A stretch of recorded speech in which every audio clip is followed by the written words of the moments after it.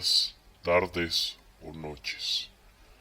Les habla la entidad cuyo verdadero nombre no ha de ser mencionado, mejor conocido como el fantasma Córico. El día de hoy voy a narrarles una historia que les garantizo les erizará cada vello de su cuerpo, junto con un escalofrío que recorrerá su espina. Háganse unas palomitas y pónganse cómodos, y agradezcan que la pantalla los protege.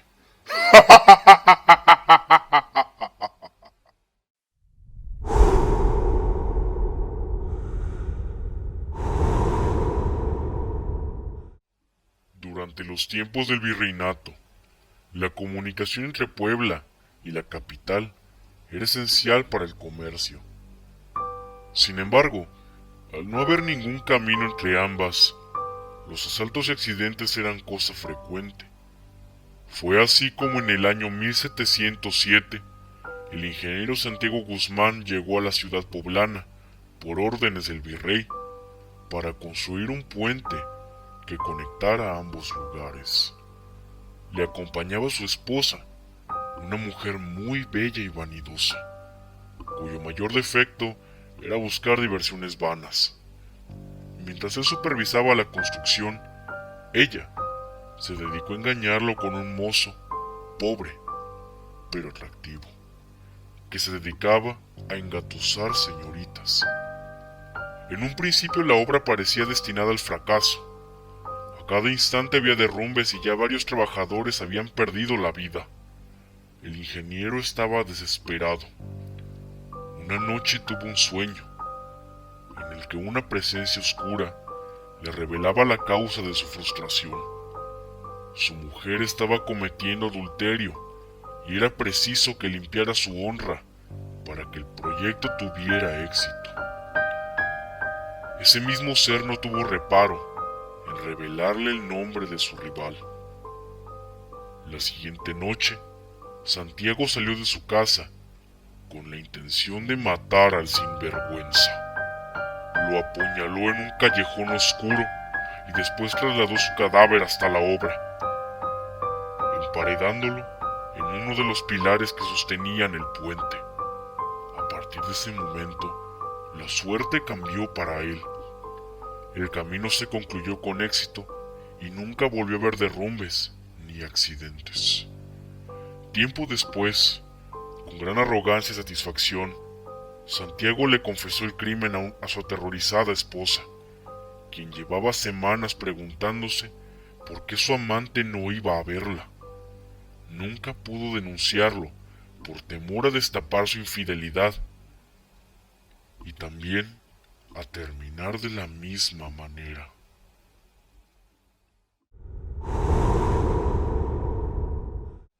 Durante el siglo XVII, cuando México era conocido como la Nueva España, hubo un brote de cólera que asoló a buena parte de la población. La región de Puebla fue una de las más afectadas. Las personas morían a decenas y la enfermedad se reproducía como la peste. Los hospitales no se daban abasto. Uno de los más célebres ocupaba las instalaciones de lo que actualmente es San Pedro Museo de Arte. El hospital de San Pedro era llevado entre médicos y frailes, que hacían todo lo posible por atender a sus numerosos enfermos. Una noche, Fray Luis, que era uno de los encargados del lugar, recibió la visita de una misteriosa mujer. La pobre iba cubierta con una capa negra y tenía las manos muy pálidas. Lo despertó a medianoche, asustándolo con su delgadez espectral. Le ruego que acuda a mi casa. Por favor, mi hijo está muy enfermo, le pidió con voz temblorosa. Tiene fiebre desde ayer y no se puede ni mover de la cama. Rápidamente, Fray Luis pidió a un doctor que lo acompañara y fueron hasta casa de la desconocida, donde encontraron al pequeño a punto de morir entre horribles calores. De inmediato lo trasladaron al hospital, no sin antes decirle a su madre que podría ir a recogerlo en una semana, aunque no creían que pudiera salvarse. El chico milagrosamente se curó gracias a los cuidados que le brindaron, pero pasaban los días y la madre no regresaba por él. Intrigado, Fray Luis volvió a su casa para darle las buenas noticias sobre el estado de salud del niño y preguntarle por qué no había ido a buscarlo. Nada más llegar, sintió un olor nauseabundo que provocó que se cubriera la nariz. Llamó a la puerta, pero nadie contestó. Extrañado, forzó la cerradura y lo que encontró lo llenó de horror. El cuerpo sin vida de la mujer yacía derrumbado en el piso, en pleno estado de descomposición. Llevaba así más de una semana. Fray Luis dio aviso a las autoridades y después ofició una misa por el alma de la difunta, que aún después de la muerte había regresado para velar por su hijo. Desde entonces, dicen que su fantasma se aparece en ocasiones por las inmediaciones del hospital. Por otra parte, Fray Luis fue recordado durante los años venideros como un hombre de gran corazón, especialmente por aquel niño al que salvó, el cual, tras quedar bajo su protección, llegó a convertirse en un afamado médico.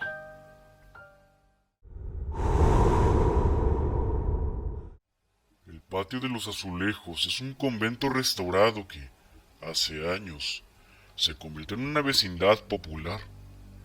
Allí llegó a vivir un humilde abogado que se instaló en uno de los departamentos del segundo piso.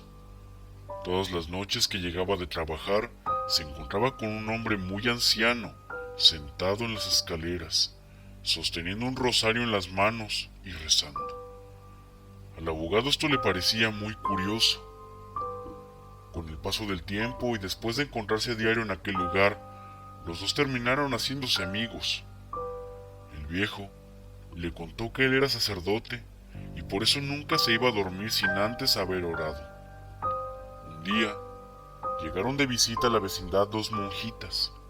Iban a ver a una amiga y como no sabían en qué departamento vivía, le preguntaron al abogado, que de casualidad estaba saliendo para su trabajo.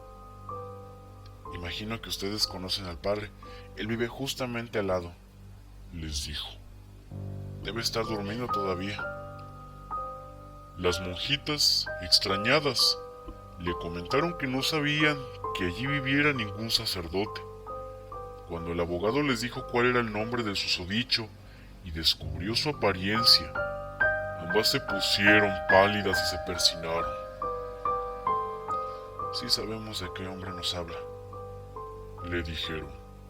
Cuando era sacerdote vivía en el convento y todas las noches rezaba su rosario. Pero eso fue hace ya muchos años y él falleció hace poco. Incrédulo, el abogado tocó a la puerta de su amigo, solo para comprobar que el departamento había estado deshabitado por meses y que el religioso con el que había conversado tantas veces era un fantasma. Su impresión fue tal que al día siguiente se marchó de la vecindad sin dar explicaciones a nadie. Al norte de Puebla, en un poblado llamado Teciutlán, durante el año de 1800, vivía un joven de nombre Silverio, desesperado por salir de su situación de pobreza. Un día escuchó hablar acerca de una gruta en la que supuestamente habían abandonado un inmenso tesoro. Todos la conocían como la Cueva del Tiempo. Estaba ubicada en medio de una serie de cavidades, a los pies del cerro de Ozuma, en la Sierra Poblana. Nadie se atrevía a entrar ahí, pues se creía que en dichos pasajes habían ocurrido cosas terribles, asesinatos, robos, violaciones. Sin embargo, Silverio solo podía pensar en el tesoro en lo mucho que podría cambiar su vida si llegaba a encontrarlo. Sin avisar a nadie, preparó todo lo que necesitaba para una rápida expedición: cuerda, machete, un morral con algo de comida. Se fue muy confiado hasta la cueva, a la que llegó apenas cayó la noche. Ya en el interior sintió algo de inquietud. Desde todas partes, él parecía percibir varios ojos amarillos y penetrantes que acechaban cada uno de sus movimientos. Mas cuando miraba, descubría que no había nada. Silverio ya había escuchado que en las grutas podían habitar seres de oscuridad, las cuales gustaban de matar a todo aquel que se atreviera a exhibir su miedo. Por eso ignoró las miradas y siguió adelante, andando por un trecho que parecía interminable. Horas más tarde, cansado y sediento, finalmente llegó hasta un recoveco que estaba repleto de monedas de oro y plata, joyas y piedras preciosas. El muchacho creyó que iba a volverse loco de alegría. Ahora el único problema que tenía era que no podía llevarse todo de vuelta.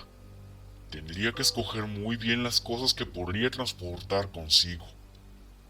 Tanto lo pensó que se quedó dormido, y cuando despertó, se sobresaltó al darse cuenta de que estaba cubierto de polvo y telarañas. Se quitó todo aquello de encima y volvió a mirar el tesoro. Silverio terminó colocando un buen puñado de oro en su morral, mas algunas de las alhajas que más gemas tenían. Le costó mucho regresar al pueblo, sobre todo porque el paisaje parecía haber cambiado muchísimo. Había jacales que no estaban en el camino cuando había ido hacia la cueva. Cuando llegó al pueblo, no cabía en sí de asombro y preocupación. Nada era igual a como lo recordaba. La casa de sus padres estaba abandonada y lucía más deteriorada que nunca. Preguntó a los vecinos, que tampoco eran los mismos que él solía tener, y todos le informaron que sus padres ya no vivían allí, porque llevaban años muertos. Loco de dolor, Silverio escapó de Teciutlán con aquel maldito tesoro. Su impaciencia y ambición lo habían llevado a meterse donde no debía. El tiempo había transcurrido dentro de la cueva sin darse cuenta, de manera diferente a como lo hacía en el exterior. El último de sus conocidos al que pudo encontrar era ya un anciano que se sorprendió mucho al verlo. Nunca se supo qué fue de él.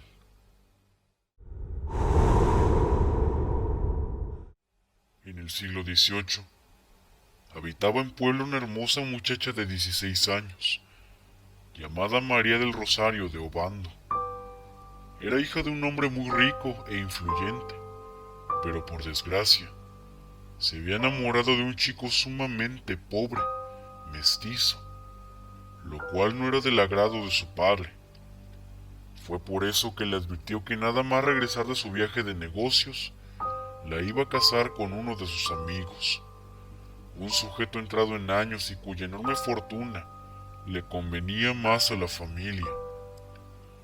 María, muy afligida, se escapó de casa para encontrarse con su enamorado y comunicarle la terrible noticia.